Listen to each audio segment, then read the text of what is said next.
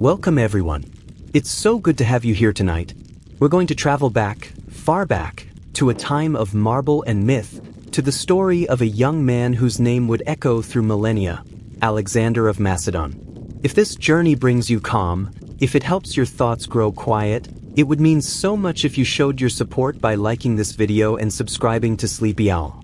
It truly helps this channel grow. Now, let's begin our peaceful voyage into the past.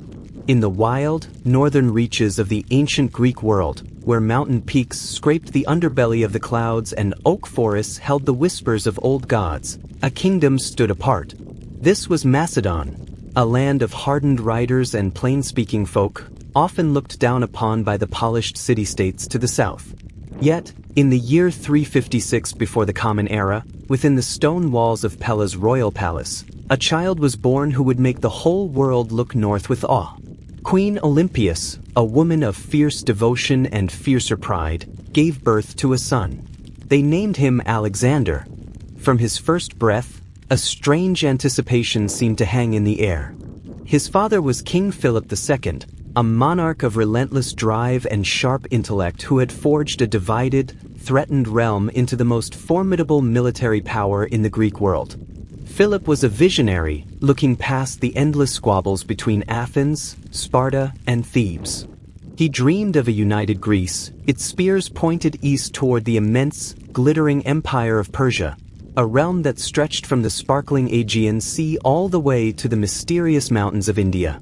This was a dream he would nurture, a flame he would one day pass to his son. Young Alexander's childhood was set between palace gardens and the dust of training grounds. But his games were different. While other boys played with simple toys, he would watch lines of ants march across the earth, imagining vast armies clashing in miniature. He would lie for hours in the grass, studying their formations, his mind alive with strategies and grand maneuvers. His mother fed his imagination with older, grander stories. She traced her own bloodline back to Achilles, the swift and glorious hero of the Trojan War, and she filled her son's nights with tales of divine favor and heroic destiny. "You carry their strength in your heart," she would whisper as firelight danced on the walls. "You will hear the footsteps of your ancestors in your dreams." But Alexander's mind was shaped by more than dreams and legends. When he turned 13, his father made a decision that would change the course of Western thought. He sent for the greatest thinker in the Greek world to be the boy's tutor. And so, Aristotle, a man who held the sum of known philosophy and science in his mind, arrived in Macedon with his scrolls and instruments. Their classroom was a quiet, sun-dappled grove near the town of Mysa. There, to the sound of a gentle stream and rustling leaves, Aristotle taught Alexander and a handful of other young nobles about the stars and the soul, about medicine and ethics, about the nature of government and the art of living. Most importantly, he taught Alexander how to think. True wisdom, the philosopher would say as they walked beneath the trees, is not merely collecting facts, like stones. It is seeing how every stone is part of a greater path.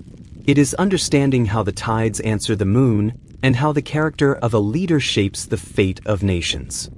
Alexander absorbed these lessons like dry soil drinks the rain. Under Aristotle's guidance, he read Homer's Iliad not just as a poem, but as a manual of honor and war.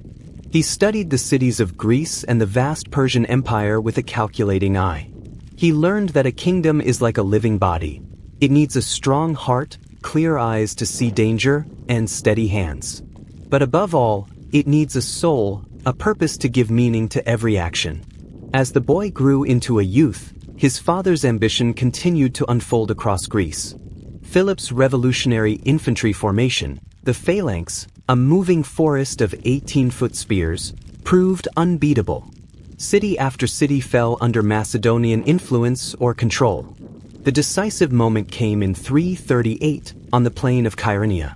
There, the combined armies of Athens and Thebes made their stand against Philip's might. Alexander, now 18 and burning with a need to prove himself, was given command of the elite companion cavalry. The battle was a brutal, grinding affair. The Athenian and Theban hoplites fought with the desperate courage of free men defending their homeland. But they could not match the iron discipline and coordinated power of the Macedonian war machine. At the pivotal hour, as the enemy line began to falter, Alexander saw his chance.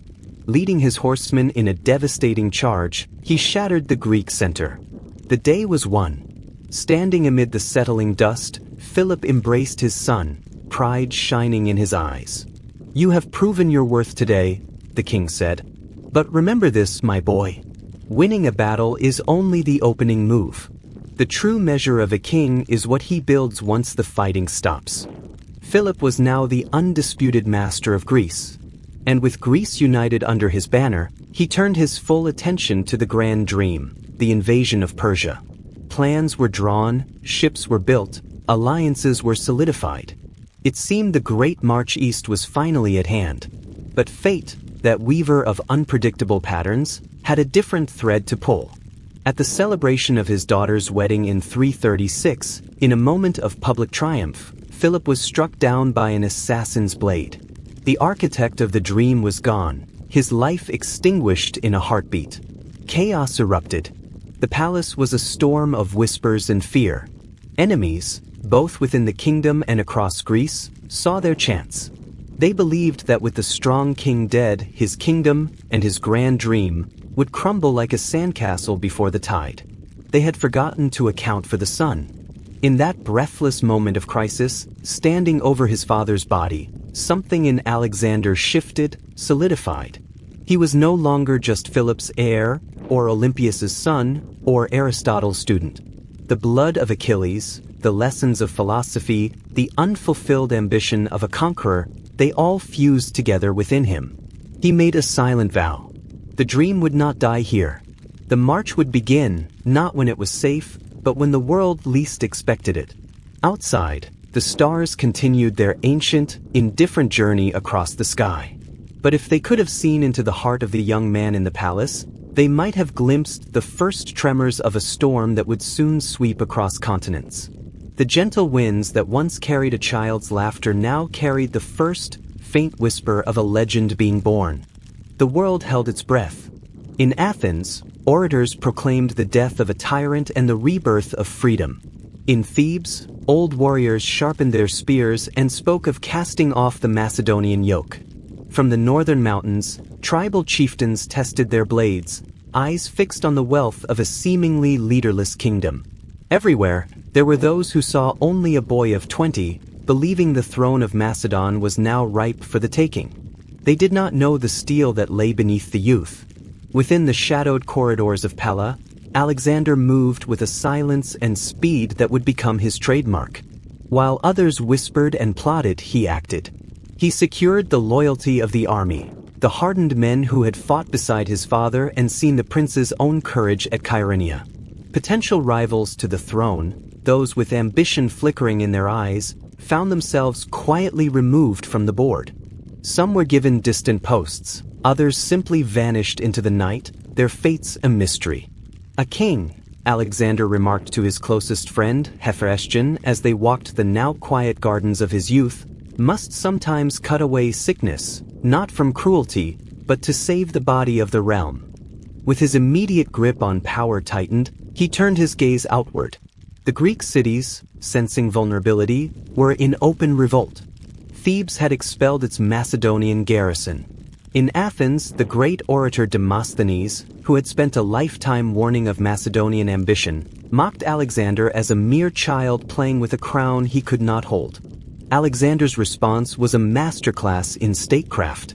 Instead of marching south with fire and sword, he summoned a council of the Greek states to Corinth, the very place his father had organized the campaign against Persia. The delegates arrived, many expecting a nervous youth they could intimidate or manipulate. What they found was a king. Standing before them, Alexander carried an authority that seemed to bend the very air in the room. "My father dreamed of a Greece united," he addressed the assembly, his voice calm but ringing with certainty. "Not for the glory of Macedon alone, but for all of us." That dream did not perish with him. It lives in the heart of every Greek who remembers Marathon and Thermopylae, in every soldier who looks east and sees not just an enemy, but our shared destiny. His words, A blend of diplomacy and undeniable will swayed the council. The Corinthian League was reborn, with Alexander at its head. The war against Persia was back on. But words alone could not secure a kingdom. To the north, the barbarian tribes of Thrace and Illyria, never fully tamed by Philip, saw their moment. Alexander could not march east with enemies at his back. The campaign that followed was his first solo masterpiece of war. He led his army into the brutal, mountainous terrain of Thrace with a speed that shattered all expectations. The tribes, experts in ambush and guerrilla warfare, planned to bleed the invaders dry among the narrow passes. Alexander turned their greatest strength against them. When they tried to block a pass with a makeshift wall of wagons, he ordered his phalanx to either step aside or lie down, locking their shields overhead as the carts rumbled harmlessly over them. Then, before the stunned Thracians could react, the Macedonians surged up the slope with terrifying discipline. The rebellion was broken almost before it had truly begun. Yet even as he secured the north, flames of rebellion erupted in the south. The Thebans, believing the king was bogged down in the mountains, declared their independence in earnest. Alexander's response was a blur of motion. He force-marched his army south, covering impossible distances, and appeared before the gates of Thebes before the celebration wine had even dried. The sight of the Macedonian phalanx arrayed in perfect, silent rows at dawn sent a chill through the city. Alexander, ever preferring mercy to destruction, offered terms. Lay down your arms, rejoin the league, and all will be forgiven. But pride is a blinding master. The Thebans refused, choosing to fight for their freedom to the end. The siege was short. The outcome was terrible.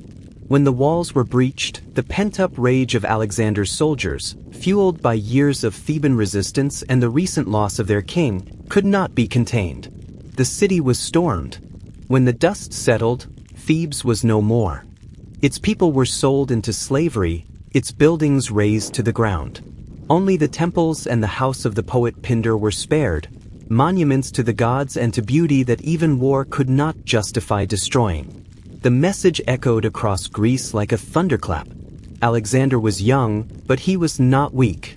He could be magnanimous, but he would be ruthless when challenged. The other city-states, watching from afar, understood. Cooperation was preferable to annihilation. Standing in the smoky ruins, Alexander felt no triumph, only a cold, heavy weight. The teachings of Aristotle on ethics and the horrors he now witnessed clashed violently within him. He would later call Thebes one of his deepest regrets.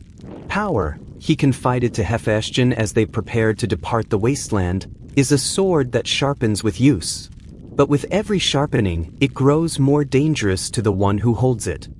With Greece finally, unquestionably secure, Alexander could at last turn his full attention to the horizon that had consumed his father's final years. The great adventure was ready to begin. In the spring of 334, the army assembled at the coastal city of Amphipolis, 35,000 of the finest soldiers in the world, a blend of Macedonian iron and Greek allies. They were more than an army. They were the sharp point of a civilization, poised to plunge into the heart of the East. As Alexander stood on the deck of his ship, the narrow strip of water known as the Hellespont separating Europe from Asia glimmered before him. Behind lay everything he had ever known: the olive groves, the philosophers, the familiar myths.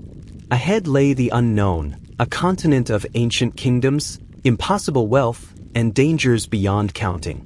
He thought of Aristotle's lessons, of his father's unfulfilled ambition, of his mother's stories of divine lineage. Did he feel fear? Perhaps. But greater than fear was a colossal, unwavering certainty. He had proven himself a king. Now he would prove himself something more. With a ritual as symbolic as it was bold, he hurled his spear from the ship onto the Asian shore, then leaped onto the beach to retrieve it. "I accept this land," he declared, "as a gift from the gods, won by our courage and our spears." But before marching to meet the armies of Persia, Alexander had a pilgrimage to make. He turned south, following the coast to a place that existed more in legend than in stone, the fallen city of Troy. Here, on the plains where Achilles and Hector had dueled, Alexander sought a connection to the heroic past he so dearly wished to emulate. He made sacrifices at the Temple of Athena. Then, in a raw and personal gesture, he and Hephaestion ran naked around the ancient tombs of Achilles and Patroclus, honoring the bond of warrior companions. From the priests, he received a shield said to have once belonged to Achilles himself. True or not, the symbolism was absolute. As he fastened the ancient bronze to his arm, Alexander wasn't just crossing a geographical boundary, he was stepping into a story, tying his own destiny to the greatest heroes of the Greek world. The boy from Macedon was in Asia, and the first page of a legend was about to be written, not on parchment, but in the dust of a riverbank called the Granicus. What would the Persian Empire, the Colossus of the East, do about this young king who believed the gods themselves walked at his side? The Persian response was swift, but it underestimated the flame it sought to extinguish. The local satraps, the governors of the empire's western edge, gathered their forces at the Granicus River. It was a natural defensive line, its banks steep, its current swift from the spring melt. They arrayed their glittering cavalry along the eastern ridge, confident the terrain alone would break any assault. Greek mercenaries, hired for their professional skill, stood in reserve behind them. When Alexander's army arrived, his veteran general Parmenion urged caution. "The river is a trap, my king," he advised. "Let them grow impatient. Let them cross to us, or let us find another way." But Alexander had not sailed across an ocean and marched from Troy to play a safe game. He saw not an obstacle, but an opportunity. The Persians were waiting, defensive, already conceding the initiative. "Today," he called out to his men, his voice carrying over the murmur of the water, "we show them the difference between men who fight for pay and men who fight for destiny." With that, he did the unthinkable. He led the charge himself. Mounted on Bucephalus, the massive black stallion that had been his since boyhood, Alexander plunged into the churning water at the head of his companion cavalry. The crossing was chaos, horses stumbling on slick stones, men fighting the current, a rain of Persian arrows darkening the sky. But Alexander was a fixed point in the tumult, his figure driving ever forward. The moment his horse scrambled up the far bank, the battle's tempo changed. A Persian noble, seeking immortal glory, charged directly at the king. Their spears met with a sickening crack. The Persian's weapon shattered against the legendary shield Alexander carried. Before the noble could react, Alexander's own spear found its mark. But as one enemy fell, another took his place. A sword flashed, splitting Alexander's helmet and drawing a line of blood from his scalp. For a heartbeat, the great adventure nearly ended in the mud of the Granicus. It was a bodyguard, Clitus, who drove his own spear through the attacker, saving his king's life. "The gods watch over you," Clitus grunted, "but they appreciate a good duck." With their leaders falling and the Macedonian cavalry now pouring across the river in a relentless tide, the Persian line shattered. The Greek mercenaries, now surrounded, fought with the grim despair of men who knew no quarter would be given. They were cut down where they stood. By day's end, the Granicus ran red, and the flower of Persian nobility in Asia Minor lay broken. Yet, the aftermath revealed a deliberate mind at work. Alexander ordered the Persian dead buried with honor. The captured Greek mercenaries, however, were sent in chains to Macedonia as traitors to the Hellenic cause. It was a calculated message. Resistance from Persians was expected, but betrayal by Greeks would not be tolerated. "We are not here merely to break an empire," Alexander told his officers. "We are here to build something in its place. That begins by knowing who can be an enemy and who might become an ally." The victory swung open the gates of Asia Minor. Greek cities along the coast, long under Persian thumb, welcomed him as a liberator. In Ephesus, the great temple of Artemis was rededicated, and priests hailed Alexander as a new hero for a new age. The campaign seemed destined to be a triumphant procession. But one city decided to test the young king's mettle differently. Halicarnassus, a formidable port defended by the capable Greek mercenary Memnon, chose to resist. Here, Alexander faced a new kind of warfare, the grinding, bloody science of siegecraft. The walls were massive, the garrison well supplied, and Memnon commanded the sea. For weeks, the siege dragged on. Catapults hurled stones, siege towers inched forward, and men died in brutal, close quarters fighting for mere feet of ground. It was a test of patience, of engineering, of will. The breakthrough finally came when Macedonian sappers tunneled under a section of the Great Walls, collapsing them in a cloud of dust and rubble. Memnon, seeing the end, wisely evacuated his best troops by sea, leaving a rear guard to delay the inevitable. The city was his, but it was a hollow, broken prize. Alexander understood the lesson. Sieges were costly, slow, and destructive.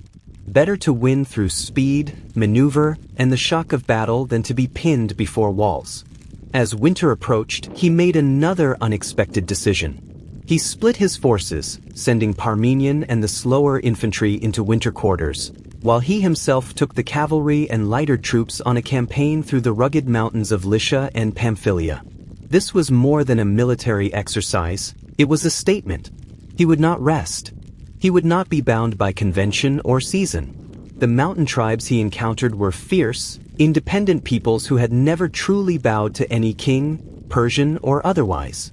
Alexander did not come as a conqueror to crush them, but as a force of nature to awe them. He climbed to their fortresses, shared their fires, and listened to their stories.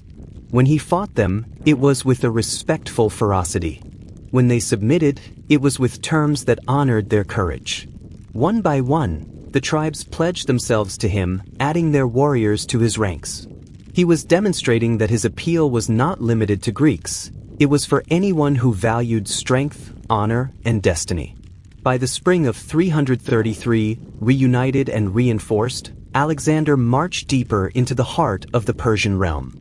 His reputation now preceded him, a young king of impossible speed and daring, who respected brave enemies and annihilated treacherous ones. But the true test was gathering its strength far to the east. King Darius III, the great king himself, had finally taken notice. No longer would he delegate this problem to provincial governors. He was assembling the full, monstrous weight of his empire, a host drawn from every corner of his domain, an army of nations.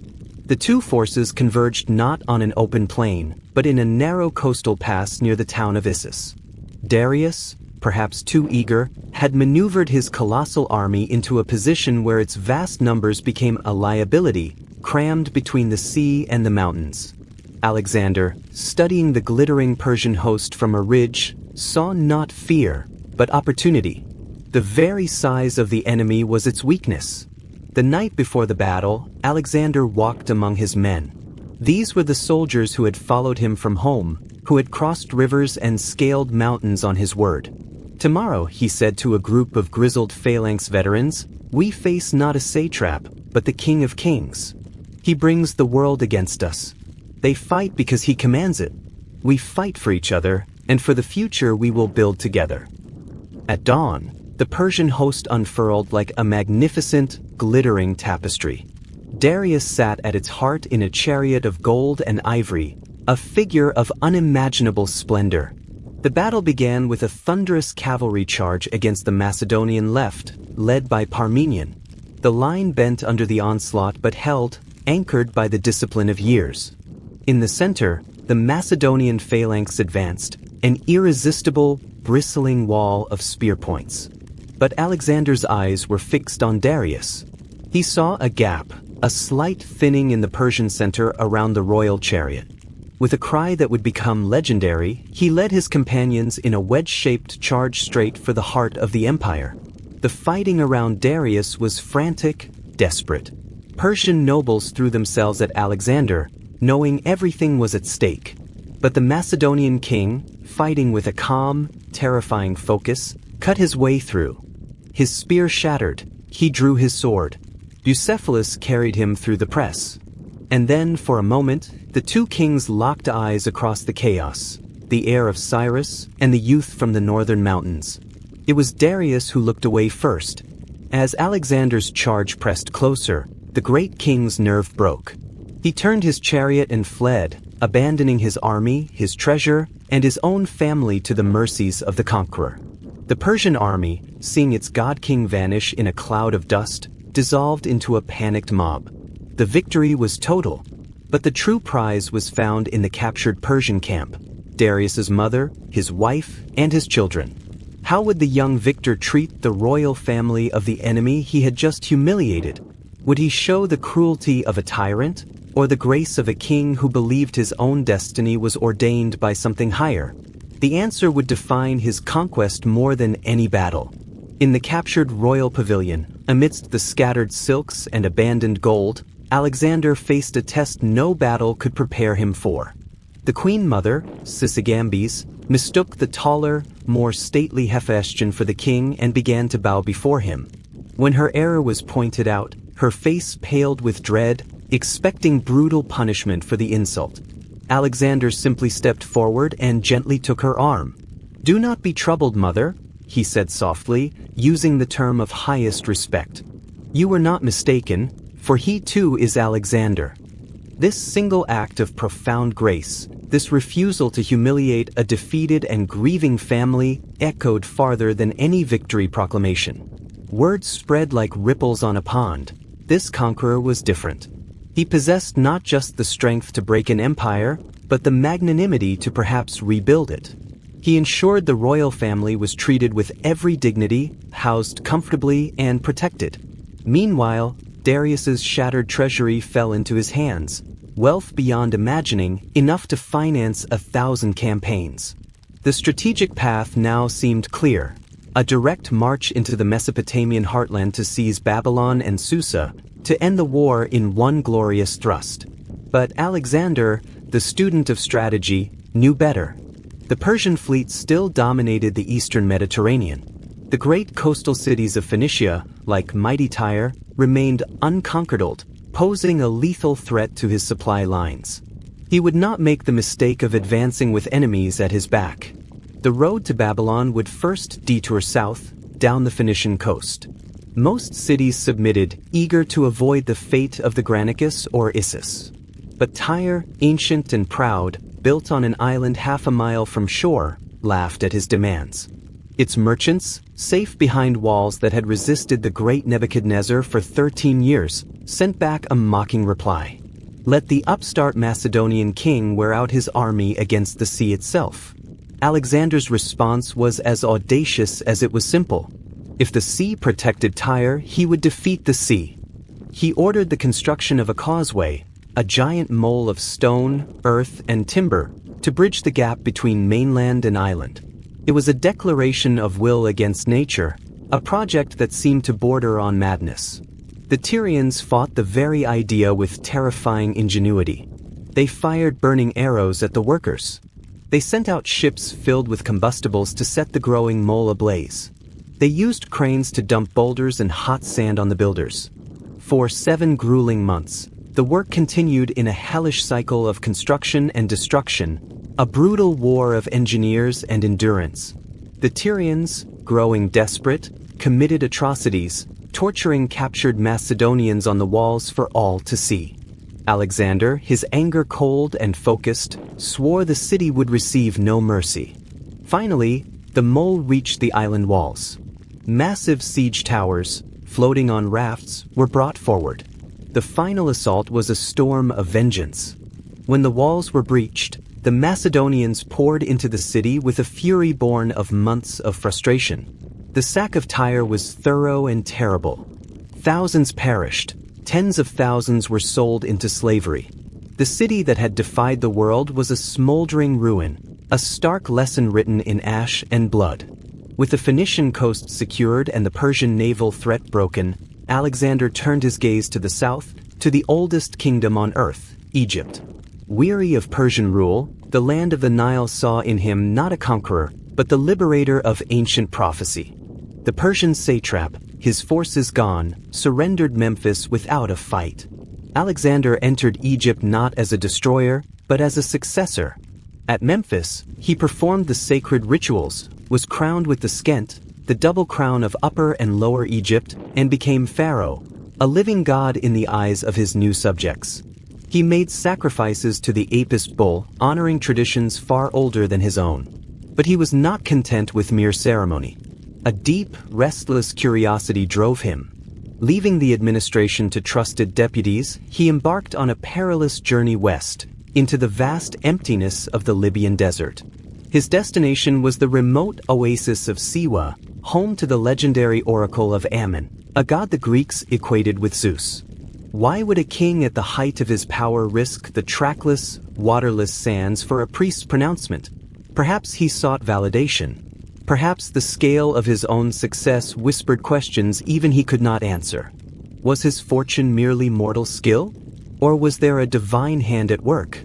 The journey itself was an ordeal, a sandstorm that wiped away landmarks, a desperate scramble for water, guides who lost their way. But Alexander, driven by a need that transcended strategy, pressed on. What transpired in the sacred inner chamber of the temple was known only to Alexander and the priests. He emerged with a calm, enigmatic smile. When pressed by his anxious companions, he would only say, "I have received the answer I sought." The priests, however, proclaimed it to the world. Alexander was the son of Zeus Ammon. The conqueror had been touched by divinity. Whether he fully believed it or simply understood its political power, a new layer was added to his persona. He was no longer just a king, or even a pharaoh. He was a man with one foot in the mortal realm and the other in the mythic. But his most enduring act in Egypt was not spiritual, but visionary. Riding along the coast west of the Nile Delta, he identified a strip of land between the sea and a vast lake. The harbors were perfect, the position strategic. "Here," he declared, "we will build a city." He traced the outline of the walls in the sand himself. Broad avenues, a magnificent harbor, temples to Greek and Egyptian gods alike. He named it Alexandria. In that moment, watching architects sketch where a metropolis would rise from empty shore, Alexander revealed the other side of his genius. He could dream in more than conquests. He could dream in stone, in trade, in ideas. He was building something meant to outlast him. A bridge between worlds, a capital of knowledge and commerce. Yet, even as the first foundations were laid, his gaze turned back east. The heart of the Persian Empire still beat in Babylon and Persepolis. Darius, though humiliated, was gathering a new army in the vast plains of Mesopotamia. The final, decisive confrontation still lay ahead. Alexander the Pharaoh, the son of Ammon, the city builder, now had to become Alexander the Destroyer once more. The grandest stage was being prepared on a plain called Gaugamela. There, the fate of two civilizations would be decided, not in a narrow pass, but under the open sky, where the full might of the East could be unleashed. Could even his genius withstand the final, desperate gathering of a world empire? The plain of Gaugamela was a stage set by kings for the end of worlds. Darius had learned from his mistakes. No more cramped coastal passes. Here, in the open expanse of northern Mesopotamia, the ground had been leveled and cleared, perfect for the maneuvers of his most terrifying weapons. Chariots with scythes on their wheels, and towering war elephants borrowed from the edges of India. He had gathered the might of every province, from the steppe horsemen of Bactria to the immortal guards of his own household. Ancient sources speak of 1,000,000 men. The truth, though smaller, was still the largest army ever assembled by a single will. Its campfires at night looked like a field of fallen stars. Alexander's force, marching from Egypt through Syria, seemed pitiful in comparison, barely 50,000 weary men. Parmenion, ever the cautious advisor, surveyed the impossible host from a distance. "The odds are longer than we have ever faced, my king," he said quietly. "Even your father, at his most ambitious, might have paused here." Alexander studied the glittering panorama, his eyes calculating. "Numbers are a burden if they cannot be commanded," he replied. "Darius has a crowd. We have an army. And we have something he lost at Issus, his men's belief in his divinity." The night before the battle, Alexander could not sleep. He moved through his camp, checking on soldiers, sharing a sip of wine, listening to their quiet fears. He was performing the oldest ritual of leadership, being seen, being present. He offered no grand promises, only shared resolve. Tomorrow, we decide whether we were a brief flame or the dawn of a new age, he told Parmenion as the first hint of light touched the eastern horizon. Everything rests on what happens when the sun finds us. Darius struck first, unleashing his scythed chariots in a thunderous, gleaming wave meant to slice the Macedonian phalanx into ribbons. But Alexander's men were prepared. At the last moment, the infantry opened precise lanes in their formation, letting the chariots pass through harmlessly, while javelin throwers picked off drivers and horses. The terrifying weapons became a chaotic, broken tangle in the Macedonian rear. Then came the cavalry, a swirling storm of horseflesh and flashing swords, crashing against the Macedonian flanks. On the left, Parmenion's men bent like a bow but did not break, holding against overwhelming numbers through sheer discipline. The battle became a sprawling, dusty chaos. But Alexander, at the head of his companions on the right, was not merely fighting. He was watching, waiting for the pattern to reveal itself. He saw it. In committing his reserves to the cavalry assaults, Darius had weakened his own center. There, around the golden royal chariot, was a slight gap. It was all Alexander needed. With a cry that cut through the war drums, he formed his cavalry into a sharp wedge and drove it like a spear directly at the heart of the Persian host. The charge was a thing of terrifying beauty, a focused point of absolute violence moving through a chaotic sea. They smashed through the Persian lines, Alexander at the very tip, his sword a blur.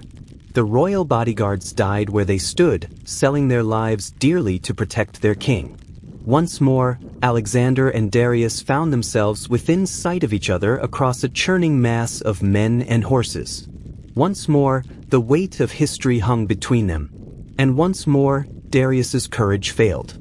As the Macedonian wedge drove inexorably closer, he turned his chariot and fled the field, abandoning his empire for the second and final time. The Persian army, seeing the royal standard vanish, collapsed. What followed was not a retreat but a rout, a disintegration of a world order. Alexander stood victorious on the field that had been meant to be his grave. The road to the treasures of the East now lay open and undefended. Babylon, the millennial-old jewel of Mesopotamia, surrendered its gates without resistance. Alexander entered in triumph through the magnificent Ishtar Gate, not as a destroyer, but as a legitimate successor. He paid respect to the city's patron god, Marduk, and confirmed its ancient privileges.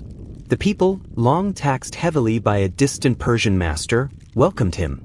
Then came Susa, the administrative capital, where he seized the vast royal treasury, more gold, silver, and precious artifacts than any Greek could have dreamed existed. But more valuable than the wealth were the archives, the meticulous records of how the Persian Empire functioned, the tax rolls, the provincial reports. For a man who now owned an empire, these scrolls were a master key.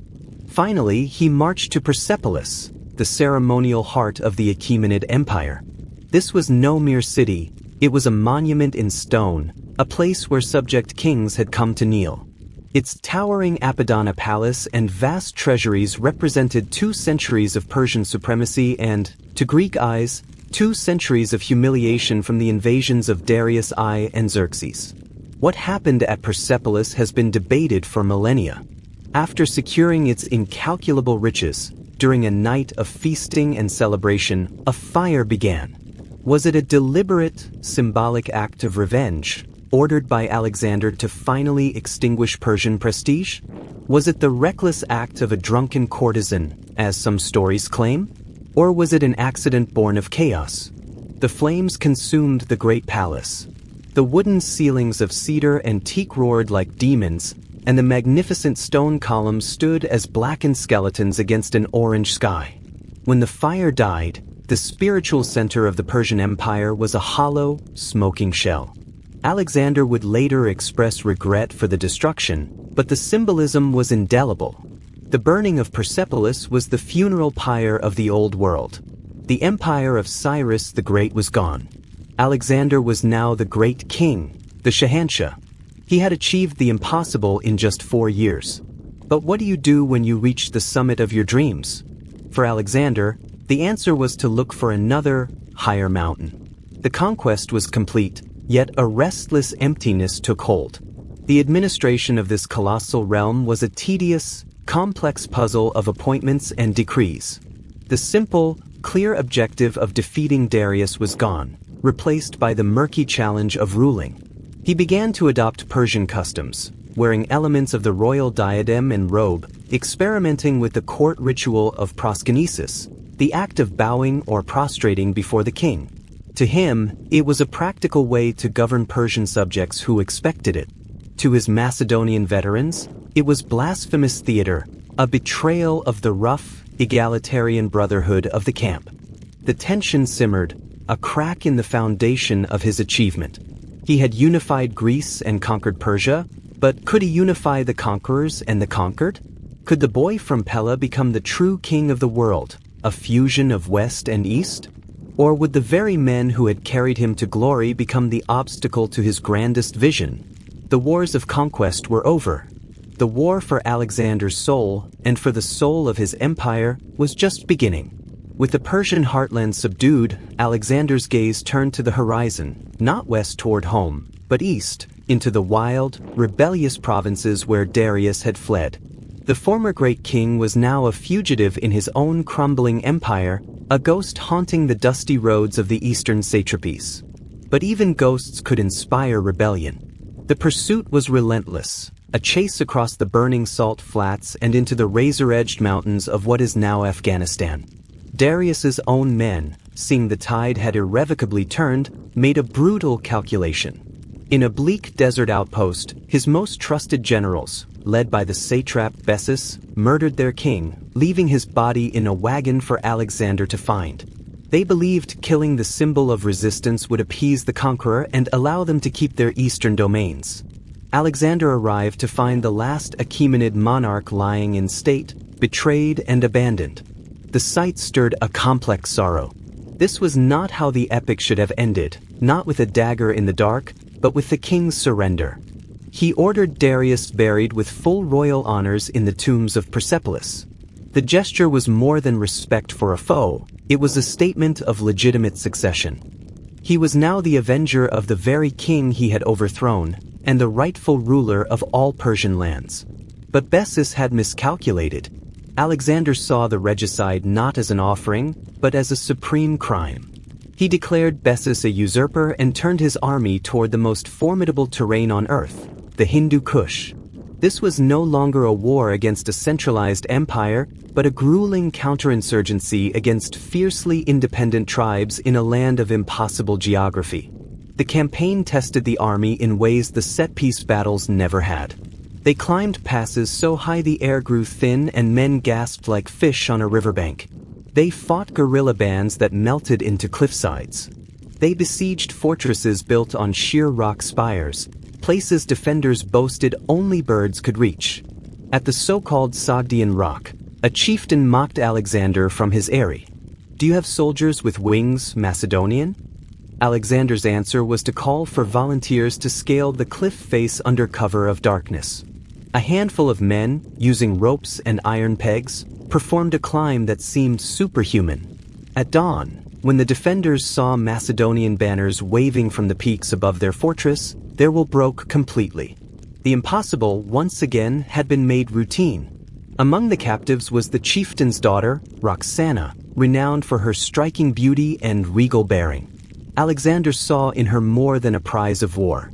Their marriage was a masterstroke of politics, binding the rebellious Bactrian nobility to his throne through blood. But to his Macedonian companions, it was a troubling sign. They had crossed the world to defeat the East, not to marry into it. The wedding feast in Bactria was a lavish fusion of Greek and Persian custom, a vision of Alexander's new world order.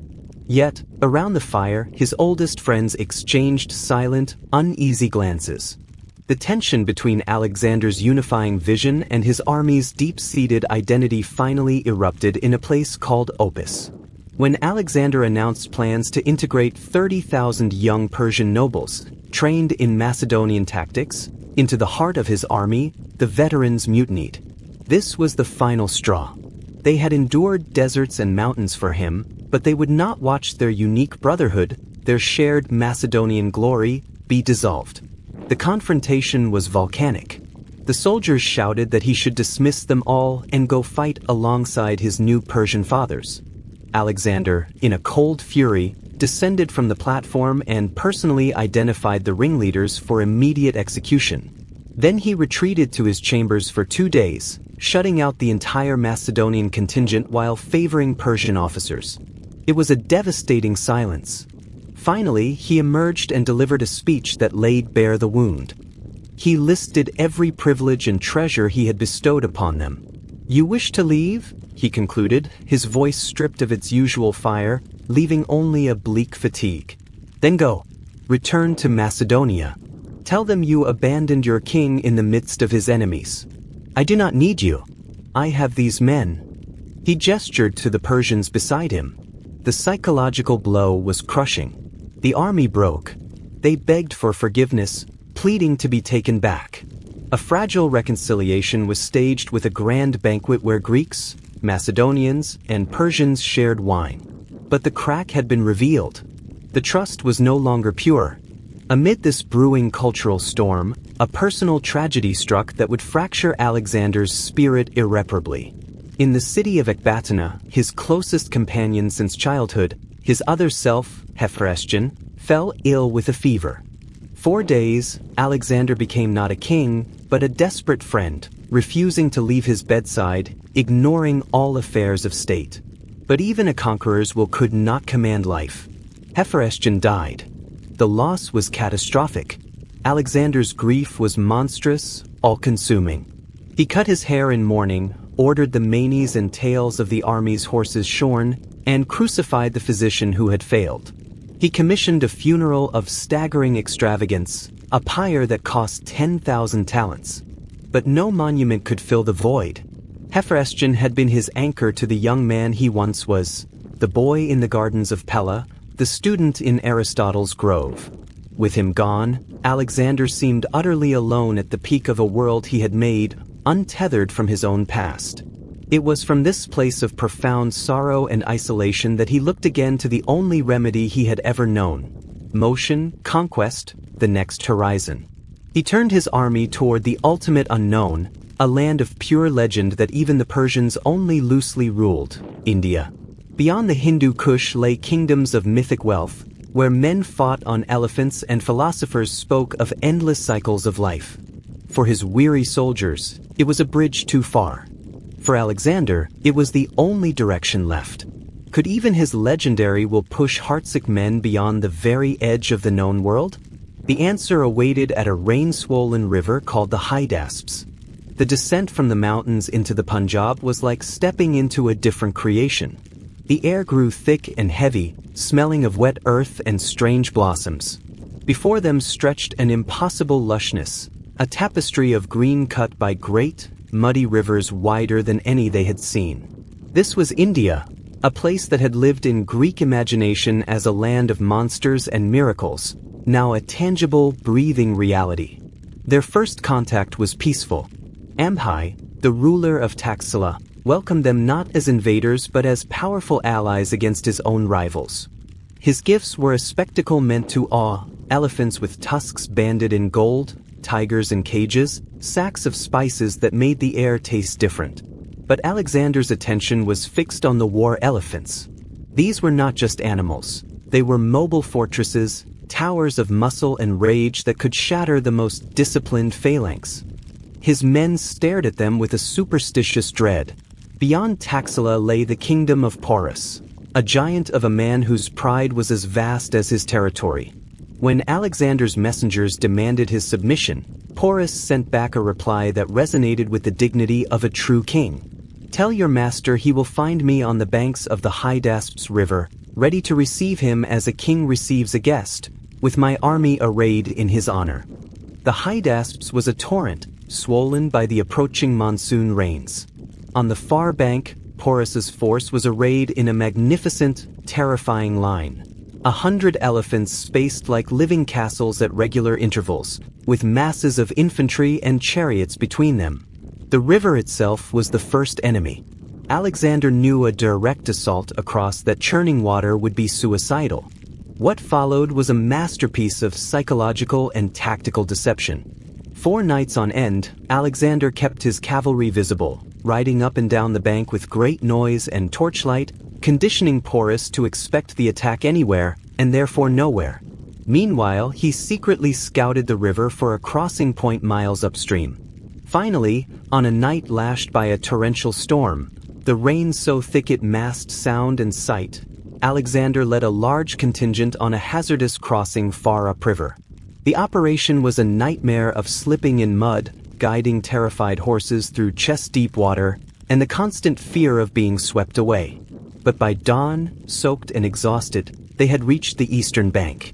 Porus, realizing the ruse, was forced to divide his forces. He sent his son with a contingent of chariots to block Alexander, while wheeling his main army to face the new threat. The young prince's charge was brave but doomed. Alexander's veteran cavalry cut them down in the soggy fields. Now the 2 main armies faced each other on the rain-soaked plain. The Macedonians had never seen anything like the sight that advanced toward them. A line of elephants, their trunks raised like trumpets, the archers in howdahs on their backs, the very ground trembling under their weight.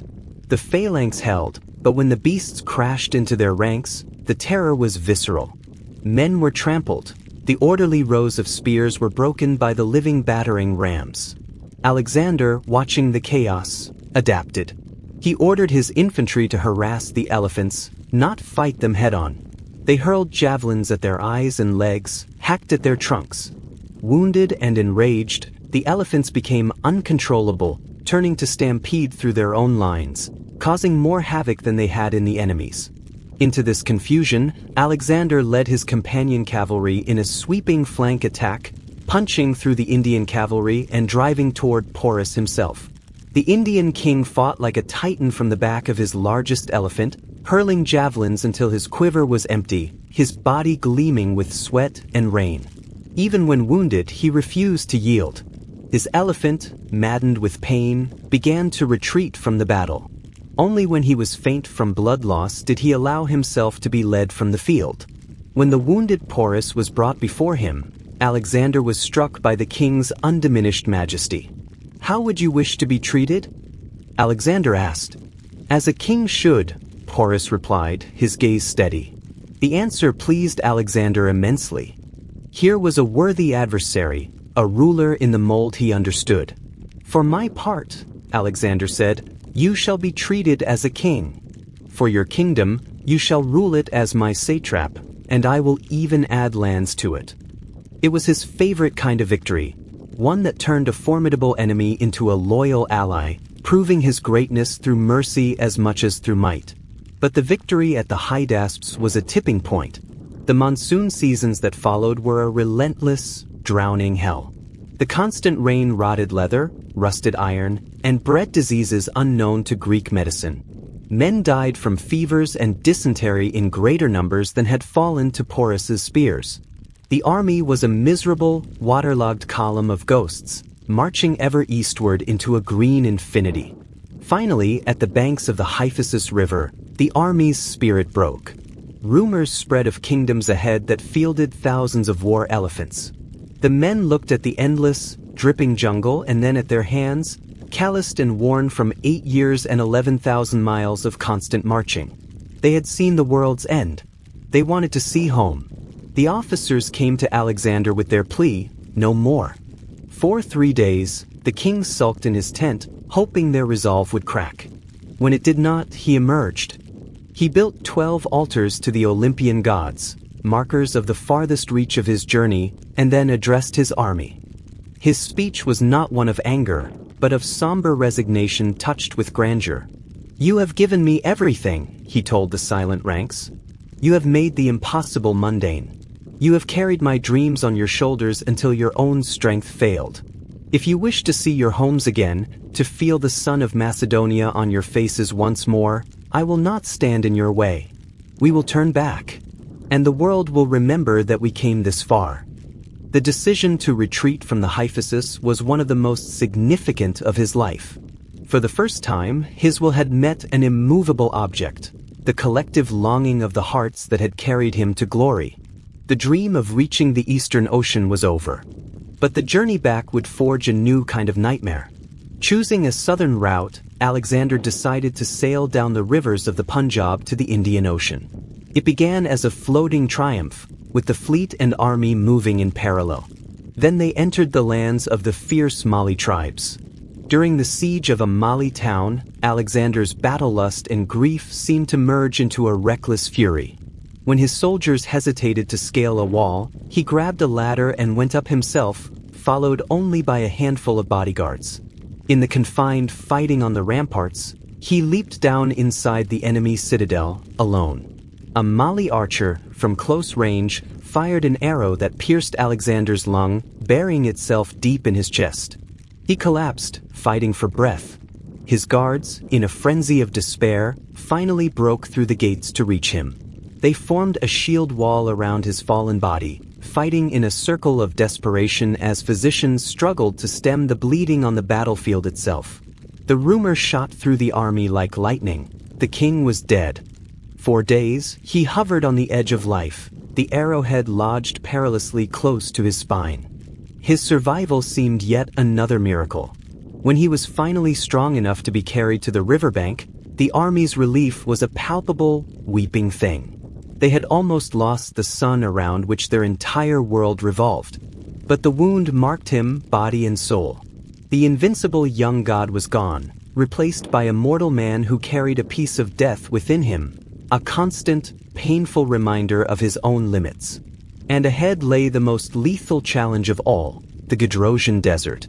The convalescence was slow, a silent voyage on the broad Indus, the king lying pale under a canopy while his army floated beside him on a makeshift navy of hundreds of ships.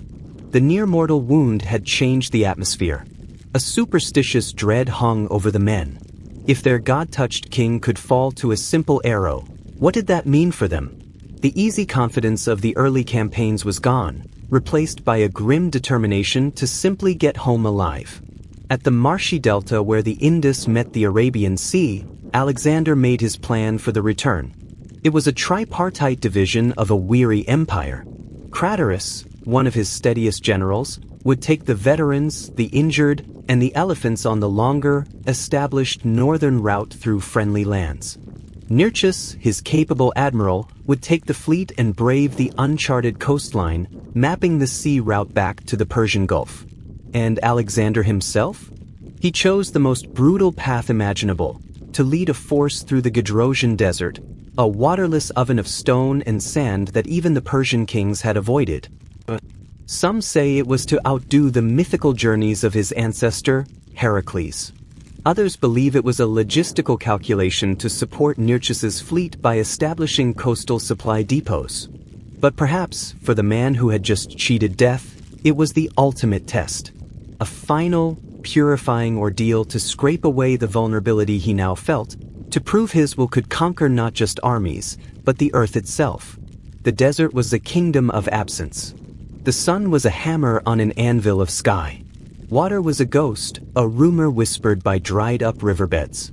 They marched by night, guided by stars, the days spent huddled under makeshift shelters, parched and listless. The supply trains, bogged down in soft sand, fell further and further behind. Discipline began to fray like old rope. The true horror was the silence of the place, broken only by the moan of the wind and the soft, terrible sound of a man collapsing, never to rise again. They abandoned anything not essential, treasure, armor, even the sick who could not keep up. Alexander shared every hardship, refusing the last sips of water, walking when others rode. The famous story from that hell speaks volumes. When a scout finally found a small pocket of water and brought it to the king in a helmet, Alexander looked at the precious liquid, then slowly, deliberately, poured it out onto the burning sand at his feet. "If my men cannot drink," he said, his voice a dry rasp, "then neither will I." It was a gesture of profound solidarity, but also of a leader pushing himself and his followers to the very edge of human endurance. By the time the shattered remnants of his column stumbled into the region of Carmania, perhaps a quarter of those who entered the desert were gone, claimed by thirst, heat, or exhaustion. They were ghosts in ragged uniforms, their eyes hollow with visions of horror. The reunion with Craterus and the rest of the army should have been a celebration. Instead, it revealed an empire rotting in his absence. Many of the satraps and governors he had appointed, believing the rumors of his death in India, had declared themselves kings. They had pillaged treasuries, raised private armies, and ruled with brutal indifference. The unified realm he had bled to create was cracking apart under the weight of its own size and the ambition of lesser men. Alexander's response was a purge of cold, surgical fury. He moved from province to province like an avenging spirit, his very presence causing traitors to flee or take their own lives. Corrupt officials were executed, rebellious garrisons were scattered, and order was restored with terrifying efficiency. But the methods were harsher, more paranoid, than the young king of Issus would have employed. The man who had shown grace to Darius's family now showed scant mercy to his own disloyal servants. The most profound fracture, however, was not in the provinces, but at his own court. To consolidate his rule over the East, Alexander pushed further with his policy of fusion. He hosted a mass wedding at Susa, forcing dozens of his Macedonian officers to marry Persian noblewomen. He enrolled more young Persian nobles into the elite companion cavalry. To his mind, he was building a new ruling class, a blend of Macedonian courage and Persian statecraft. To his Macedonian veterans, it was a betrayal. They had conquered the world, and now they were being asked to become the very people they had conquered. The tension exploded at a banquet in Opus when Alexander, praising the loyalty and virtues of his Persian subjects, announced he was sending the oldest Macedonian veterans home. He meant it as an honor, a reward for years of service. The army heard it as dismissal. They saw their replacements already standing in Persian dress beside the king. A mutiny erupted, not of violence, but of raw, wounded grief. "Send us all away," they shouted. "Go fight with your Persian fathers." The confrontation that followed was the bitterest of his reign. Alexander, in a rage, had the ringleaders seized and executed. Then he isolated himself, granting audiences only to Persians. For 2 days, the Macedonian army grieved, leaderless and rejected. Finally, they broke. They came to his palace, threw down their weapons, and begged at his doors for forgiveness, to be taken back not as soldiers, but as his children. The reconciliation was tearful, but the scar remained. He had won back their obedience, but something of the old, familial bond had been severed. He was no longer just their captain. He was a distant emperor, governing forces he had fractured himself. Through all this, a single shadow darkened his spirit, the absence of Hephaestion. His friend's death had left a void that power, wine, or new conquests could not fill. In his grief, he grew more impulsive, more reliant on oracles and omens. The clear-minded pupil of Aristotle was being clouded by isolation and sycophants who fed his growing belief in his own divinity. The final campaigns were against mountain tribes, almost as if he was searching for a clean, simple fight to clear his mind. But the political problems awaited him in Babylon, the city he now chose as the administrative capital of his world empire. There, he was planning not just consolidation, but new, even more fantastical campaigns. To conquer Arabia, to circumnavigate Africa, to push ever further. His officers listened with quiet dread. The man before them dreamed in scales that had grown inhuman. He had built a world, but seemed restless within it, forever chasing a horizon that retreated as he advanced. The boy who had wanted to rival Achilles had surpassed him. The king who had sought to unite Greece and Persia had done so. And now, standing atop the mountain of his own achievements, he found only a chilling wind and the lonely question, what do you do after you have conquered everything? The answer, it seemed, was to try to conquer the sky itself. But mortal bodies, even those of legends, are not built for such flights. Babylon in the spring of 323 was the nexus of the world, a steaming, vibrant, ancient metropolis where the dust of 3 continents seemed to settle. Alexander had taken up residence in the sprawling palace of Nebuchadnezzar, its halls cooled by ingenious water channels, its walls echoing with the dozen languages. But for all its splendor, a strange stagnation had seeped into the court. The relentless motion that had defined Alexander's life for 13 years had ground to an administrative crawl. There were treaties to sign, petitions to hear, 1,000 petty disputes from provinces thousands of miles apart. The work of ruling was tedious, a cage of parchment and protocol. Alexander chafed against it. His mind, a weapon honed for conquest, could not find peace in processionals and tax quotas. He began planning anew, his visions spiraling into the realm of myth. He spoke of building 1,000 warships to subdue Arabia. He drafted plans to march west, beyond the Pillars of Heracles, to see what lay on the far shore of the outer ocean. He wanted to circumnavigate the whole of Africa. His companions, men who had followed him to the ends of the earth, listened with a mixture of awe and profound unease. They saw in these colossal blueprints not ambition, but a kind of divine restlessness, a soul that could not be contained by the mere planet it now owned. Perhaps sensing their hesitation, perhaps seeking to bind his fractured empire with a final, symbolic act, Alexander organized one last great ceremony, the wedding of his officers to Persian noblewomen. It was to be the ultimate expression of fusion, a week-long festival of unity. Babylon drowned in flowers and wine. The air grew thick with the smells of roasting meat and exotic perfumes.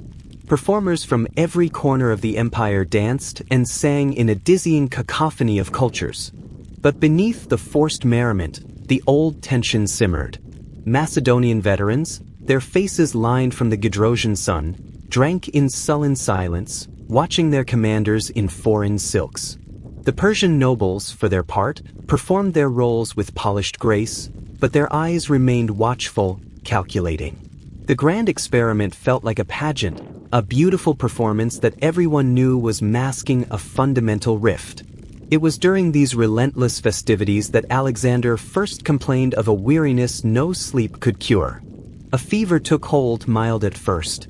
He pushed through it, continuing to host banquets, to review troops, to discuss his Arabian campaign with engineers. But the fever deepened, settling into his bones. The world's most powerful man was confined to his bedchamber. The finest physicians of Greece, Egypt, and Babylon were summoned. They applied their arts, cooling baths, herbal draughts, incantations. The king's iron constitution, which had survived a pierced lung in India and the hell of the desert, fought back. 4 days, he drifted in and out of consciousness, sometimes lucid, issuing commands about the fleet, sometimes lost in fever dreams, calling for Hephaestion. Rumors, like poisonous vines, crept through the palace and into the sweltering city. In the barracks, soldiers gathered in anxious knots, refusing to believe their king could be felled by something as mundane as sickness. Surely it was poison. Whispers named rival generals, jealous courtiers, even the offended priests of Babylon. The atmosphere curdled into a suspenseful dread. The entire empire, this colossal, trembling edifice built by one man's will, held its breath. Within the shadowed royal chamber, a poignant scene unfolded. As Alexander grew weaker, his soldiers demanded to see him. They were permitted to file past his bed, one by one. The man who had led them across rivers of ice and oceans of sand was now barely able to lift his head. Each veteran, his face wet with tears, would lean close, and Alexander, with a supreme effort, would meet each man's eye and offer a faint nod of recognition. It was a silent, heartbreaking farewell to the army that was his first and greatest creation. When asked to whom he left his kingdom, his answer was muffled, ambiguous. To the strongest, some claimed he whispered. Others heard, to my funeral games.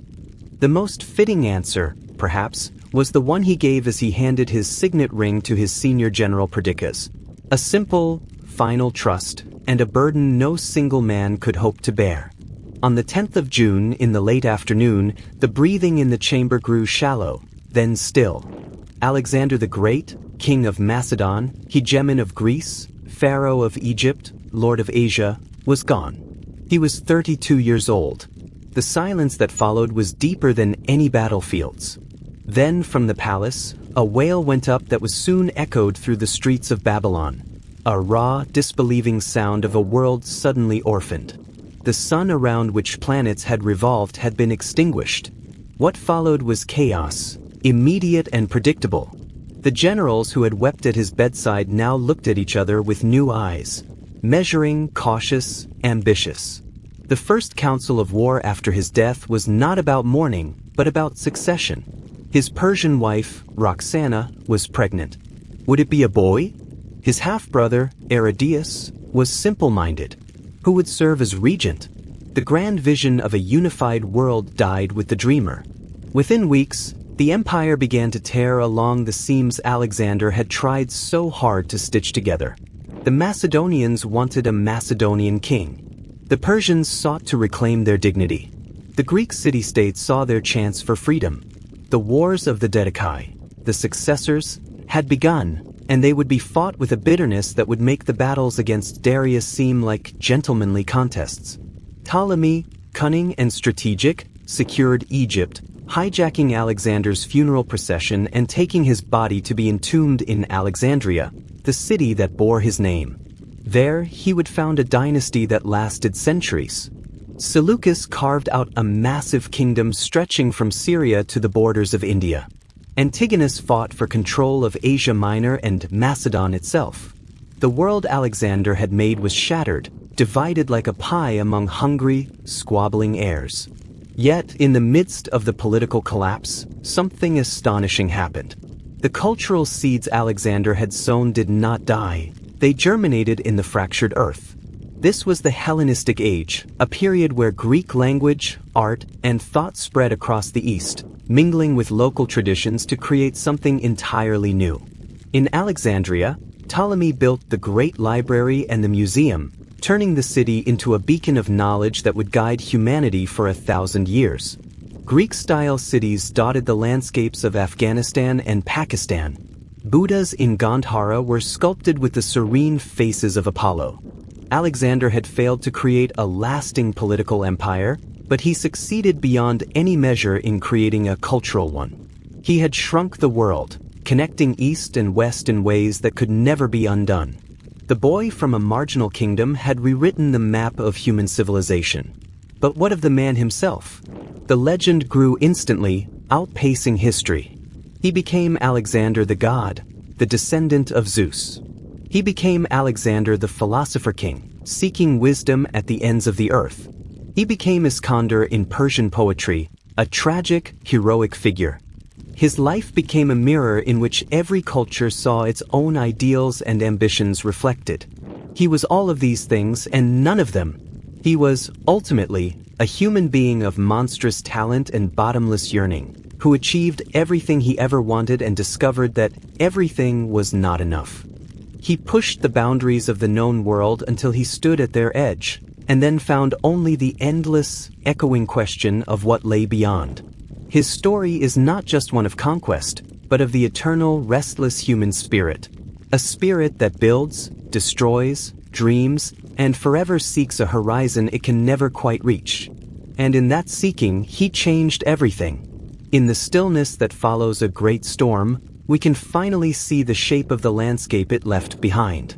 Alexander was gone, but the wind of his passage had sculpted the ancient world into new, permanent forms. The colossal empire, a personal possession too vast for any single mortal to hold, fragmented like a dropped vase. Yet from every shard, a new kingdom grew, each glittering with a piece of his legacy. The wars of the successors raged for a generation, a complex, brutal chess game played by his former friends and generals. But from this chaos emerged stable, glittering dynasties. The Ptolemies in Egypt, presiding over the intellectual jewel of Alexandria, the Seleucids ruling a vast Asian realm from Antioch, the Antigonids in Macedonia.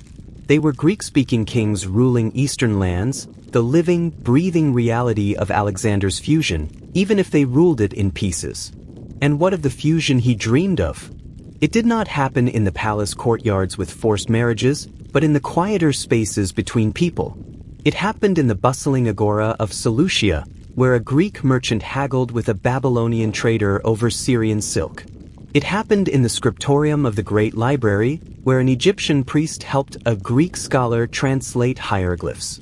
It happened in the workshops of Gandhara, where Indian artisans, inspired by Greek statues carried east by soldiers, gave the Buddha a face of serene, classical beauty for the very first time. The world became smaller, more connected. Knowledge flowed along the roads and sea lanes his campaigns had secured. Greek science met Babylonian astronomy. Egyptian medicine mingled with Indian philosophy. The hard, parochial borders of the city-state era dissolved into a cosmopolitan, hybrid age, the Hellenistic world, where a person could be a citizen of everywhere and nowhere, defined by culture more than birth. This was his true, lasting conquest. He had not just redrawn political borders, he had rewired the circuitry of civilization itself. The Latin poet would later sigh, Graecia captiferum victrum cepit, captive Greece captured her fierce conqueror. But it was Alexander who first made the world captive to a shared Greek-inspired culture, which in turn was transformed by every land it touched. And what of the man beneath the legend? The stories grew, as they always do, to fill the space he left behind. In the centuries that followed, the historical Alexander was wrapped in layers of myth. In the medieval Alexander romance, he descended to the sea floor in a glass barrel, soared to heaven in a chariot pulled by griffins, and searched for the water of life. To the Persians, he became both Iskander, a wise but tragic figure in the Shahnameh, and the accursed, two-horned destroyer of their fire temples. In the Quran, he is Tul-Karnin, a righteous ruler who builds a wall against Gog and Magog.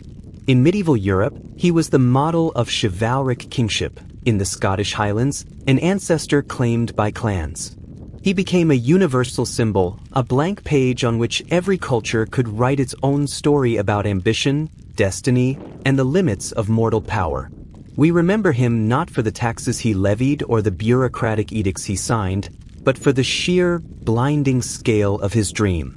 He is the human embodiment of the question, what if? What if you refused to accept limits? What if you acted as if the gods themselves backed your play? But let's return, for a final moment, to the human heart of it all. Strip away the titles, the conquests, the divine aspirations. See a boy in a Macedonian garden, listening to tales of heroes, his mind alight with possibilities no one else could see. See a young man, weighed down by a father's colossal shadow and a mother's fiery expectations, forging himself in study and sweat. See a leader, walking among his soldiers in the cold night before a battle, sharing their fear, earning their love. See a friend, shattered by a grief no empire could ever fill.